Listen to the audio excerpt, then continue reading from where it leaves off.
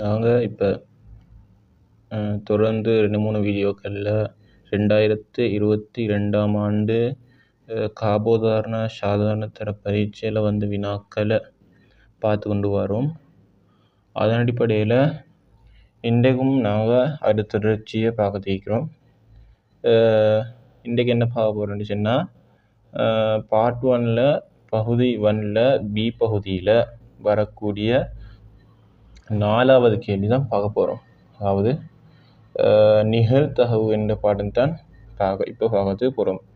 இதுக்கு முன்னால் அப்லோட் பண்ணியக்கூடிய வீடியோக்களில்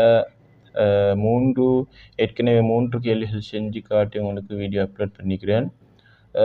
அது பார்க்காதவர்கள் கட்டாயம் வைத்து பாருங்கள்.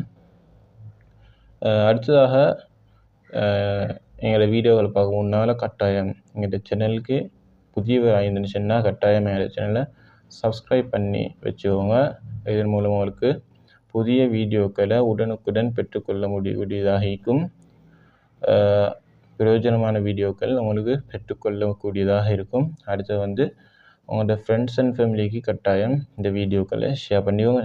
ஏன்னு சொன்னால் உங்களோட ஃப்ரெண்ட்ஸில் யாரும் பிரயோஜனம் அடையக்கூடிய பிள்ளைகள் ஈக்கலாம். அதனால் நீங்கள் அப்படி ஷேர் பண்ணீங்க சொன்னால் அவங்களுக்கும் பிரயோஜனமாக இருக்கும். அதனால் உங்களோட ஃப்ரெண்ட்ஸ் அண்ட் ஃபேமிலிக்கும் ஷேர் பண்ணிக்கோங்க. அப்போ நாங்கள் இன்றைக்கு 4வது கேள்வியை பார்க்கும். சரியா?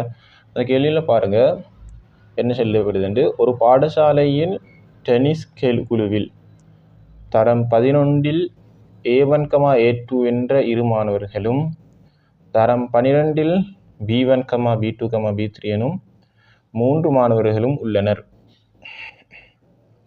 அதாவது என்ன சொல்லலாம், ஒரு பாடசாலை உண்டு, அந்த பாடசாலையில் டென்னிஸ் குழு உண்டு. அந்த டென்னிஸ் குழுவில் இயக்கக்கூடிய மாணவர்கள் எப்படிக்கான்னு சொன்னால் மொத்தமாக, சரியா? அப்போ அந்த பாடசாலையில் தரம் 11ல் கல்வியறக்கூடிய மாணவர்கள் 2 பேர் இருக்காங்க. அவங்களோட பேர் எப்படி? A1, A2. சரியா? அடுத்து தரம் 12ல் கல்வி கற்கக்கூடிய மாணவர்கள் 3 பேர் இருக்காங்க. அவங்க B1 என்று சொல்லியும் அடுத்த B2 என்று சொல்லியும் B3 என்று சொல்லக்கூடிய 3 மாணவர்கள். சரியா? சரி, கேள்வி பாருங்க. எதிர்காலத்தில் ஒரு நாளில் நடைபெறவுள்ள ஒரு இரட்டையர் டென்னிஸ் போட்டிக்காக இரு மாணவர்கள் ஒரு மாணவனுக்கு பின்னர் மற்றைய மாணவனாக மேற்குறித்த மாணவர்களிலிருந்து எளிமாற்றாக தேர்ந்தெடுக்க வேண்டும்.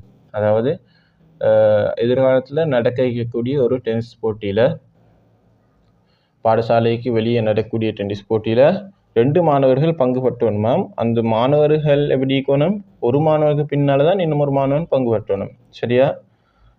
2 மாணவர்கள் கட்டாயம் பங்கு பெற்றணும் சொல்லுவாங்க. ஒரு மாணவனுக்கு பின்னர் மற்ற மாணவன் மேற்குறித்தவாறு பங்கு பெற்றன தேர்ந்தெடுக்கப்பட வேண்டும். அப்போது முதலாவது ஒரு மாணவன் தேர்ந்தெடுக்கப்பட்டால் அதுக்கு பின்னால் இன்னொரு மாணவன் தேர்ந்தெடுக்கப்படுவான். இப்படித்தான் நிகழ்ச்சி நடக்குது. சரியா? ஒருவருக்கு பின்னொருவராகத்தான் என்ன நடக்குது? தேர்ந்தெடுக்கப்படுது. சரியா? முதலாவது கேள்வி பாருங்கள். இப்பரிசோதனை மாதிரி வழியை உருவிக்காட்டப்பட்டுள்ள நெய்யறியும் மீது தரையை பயன்படுத்தி குறிக்க, இந்த அடையாளத்தை பயன்படுத்தி குறிக்கலாம். சரியா? சரி, எங்களுக்கு லேசான கேள்வி இது. முதலாவது நான் நெய்யறியை கீறி அதில் ஈக்கக்கூடிய விடயங்களை போடணும். அப்போ முதலாவது எங்களுக்கு இந்த பக்கத்தில் போடுறது இயலும் 1ஆம் மாணவன், அதே போல் இந்த பக்கத்தில் போடுறது இயலும் 2ஆம் மாணவன். தெரிவு செய்யக்கூடிய 1ஆம் மாணவன், தெரிவு செய்யப்படக்கூடிய 2ஆம் மாணவன். சரியா? அப்போ இதில் தெரிவு செய்யக்கூடிய 1ஆம் மாணவனில் எல்லாம் இப்போ A1 மீக்கும், A2 மீக்கும், B1, B2, B3 எல்லாம் மீக்கும், 5 பேரும் மீப்பாங்க.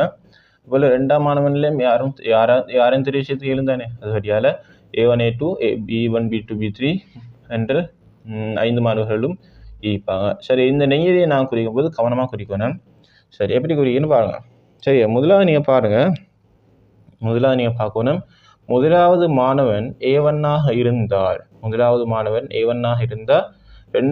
A1ஆக இருக்க இயலுமா? முடியாது. 2 மாணவன் ஒரு மாணவனாக இருக்கலுமா? 2 தரம் தெரிவு செய்தாங்க. இப்போ முதலாவது ஒரு தரம் தெரிவு செய்தாங்க, இன்னும் ஒரு தரம் தெரிவு செய்தாங்க. அப்போ 2 தரம் தெரிவு செய்ய போது ஒரே மாணவனாக ஈக்கத்துக்கு இயலவே, 2 வெவ்வேறான மாணவராக தான் நீக்கணும். ரெண்டு பேரும் தெரிவு செய்ய படியால. அப்போ முதலாவது தரம் A1 என்ற ஒரு மாணவன் தெரிவு செய்யப்பட்டால் ரெண்டாம் மாணவனும் A1ஆக ஈக்கிறதுக்கு இயலா. அப்போ இது வரத்துக்கு இயலா. சரியா? அதே போல தான் இதுவும். முதலாம் மாணவன் A2 தெரிவு செய்யப்பட்டால் ரெண்டாம் மாணவன் A2 தெரிவு செய்யப்படையலா. அதே போல் முதலாம் மாணவன் B1 தெரிவு செய்யப்பட்டால் B1 ரெண்டாம் மாணவனாக தெரிவு செய்யப்படலா. அதே போல் B2 முதலாம் மாணவனாக தெரிவு செய்யப்பட்டால் ரெண்டாம் மாணவன் B2வாக தெரிவு செய்யப்படலாம். அப்போ இது அப்படியே வராது, அது முழுக்க வராது. சரி, அடுத்தெல்லாம் நிரட்டப்படும். அடுத்தெல்லாம் சரிதானே. முதலாம் மாணவன் அடுத்து பாருங்க, முதலாம் மாணவன் A2 தெரிவு செய்யப்பட்டால் ரெண்டாம் மாணவன் தெரிவு செய்யப்படலையும். அதே போல் B1 தெரிவு செய்யப்பட்டால் A1 தெரிவு செய்யப்படலாம். B2 என்ற மாணவன் தெரிவு செய்யப்பட்டால் ரெண்டாம் சந்தர்ப்பத்தில் A1 என்ற மாணவன் தெரிவு செய்யப்படலாம். ஆகவே அதெல்லாம் சரி. சரியா? இப்படி தான் எங்களுக்கு என்ன நெய்யறி குறிக்கப்படணும். சரியா? அடுத்த கேள்வி பாருங்க. ஒரே தரத்திலிருந்து இரு மாணவர்களை தேர்ந்தெடுக்கும் நிகழ்வை வட்டமிட்டு காட்டி அதன் நிகழ்தகவை காண்க. சரியா? அதாவது என்ன சொல்லாங்க, ஒரே தரத்திலிருந்து இரு மாணவர்கள் தேர்ந்தெடுக்கும் நிகழ்வினை வட்டமிட்டு காட்டான்.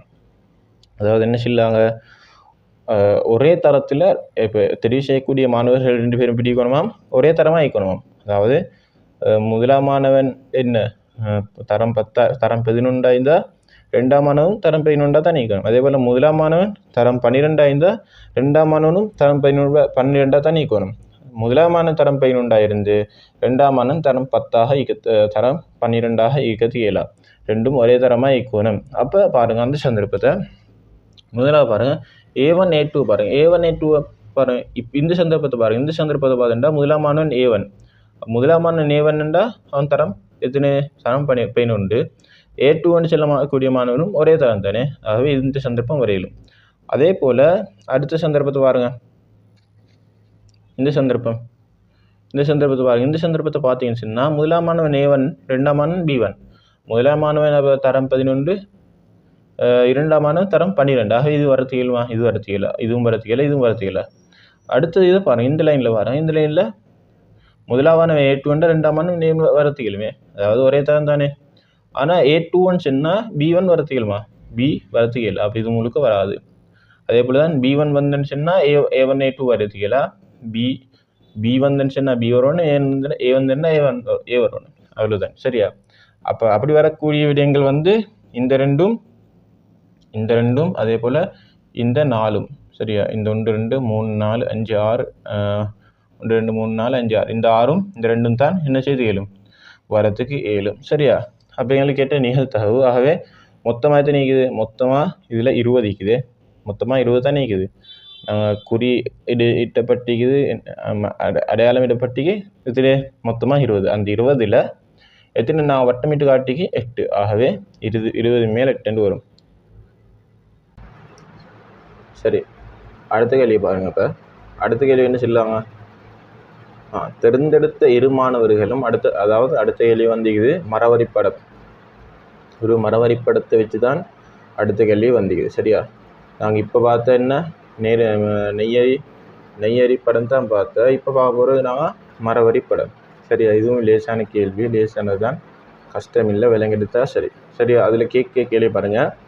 தேர்ந்தெடுத்த இரு மாணவர்களும் ஒரே தரத்தை சேர்ந்தவர்களாக இருக்கும் போது போட்டியில் வெல்வதற்கான நிகழ்தகவு தசம் 7. அவ்விருவரும் இரு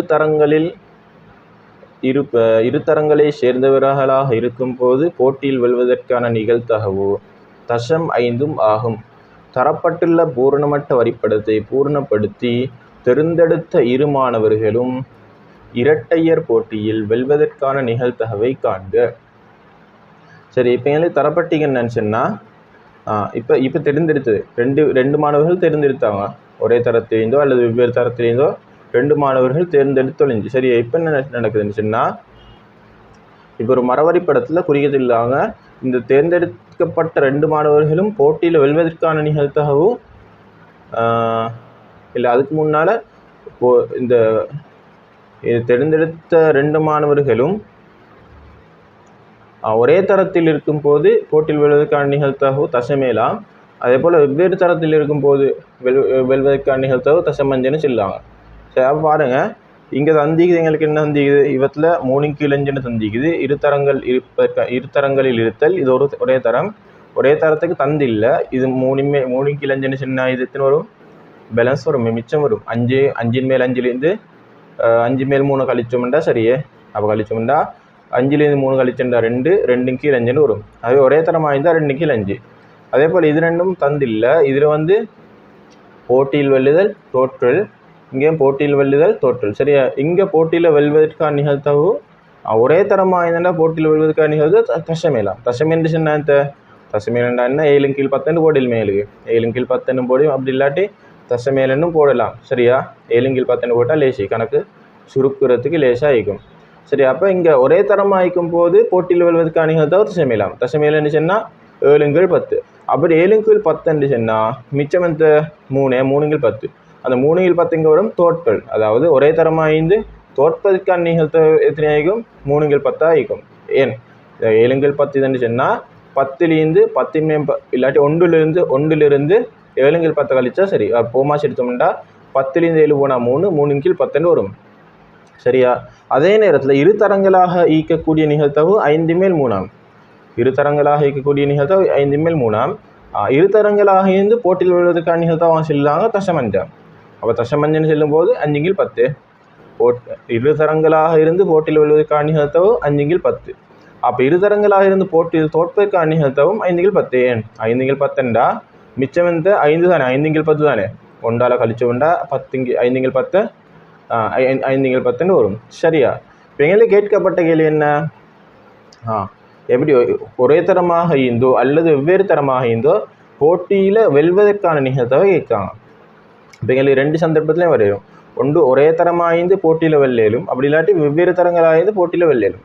அப்போ என்ன செய்வோம்? நாங்கள் ஒரே தரம் தர போட்டியில் வெல்லுதல் அதை கூட்டணும் இரு தரங்கள் தர போட்டியில் வெல்லுதல். அப்போ ஒரே தரமாக இருந்து போட்டியில் வெல்வதற்கான நிகழ்த்த வேண்டாம் 2 கீழ் 5 தர 7 கீழ் 10.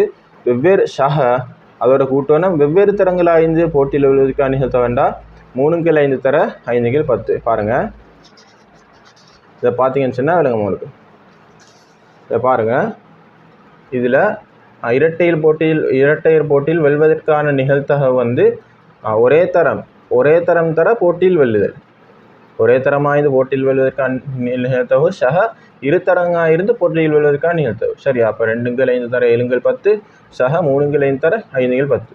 அப்போ 5 தர 10 50. 50 மேல் 2 தர 7 14 50 மேல் 3 தர 5 15. ஆகவே 50 பொது 2க்கும். ஆகவே எங்களுக்கு மேலே மட்டும் கூட்டலாம். 14 15 14 15 29. ஆகவே 29 கீழ் 50. ஆகவே போட்டியில் வெல்வதற்கான நிகழ்த்தகவோ என்ன 29 கீழ் 50. இப்படி தான் பார்க்குறேன் சரியா. அடுத்த கேள்வியை அடுத்த வீடியோவில் அப்லோட் பண்ணுறேன். இந்த வீடியோ உங்களுக்கு பிடிச்சிருந்துச்சுன்னா லைக் பண்ணுங்கள். அதே போல் உங்களோட ஃப்ரெண்ட்ஸ் அண்ட் ஃபேமிலிக்கும் ஷேர் பண்ணுங்கள். அதே போல் சப்ஸ்கிரைப் பண்ணிக்கோங்க சேனலை. அடுத்த வீடியோ சந்திப்போம். வணக்கம்.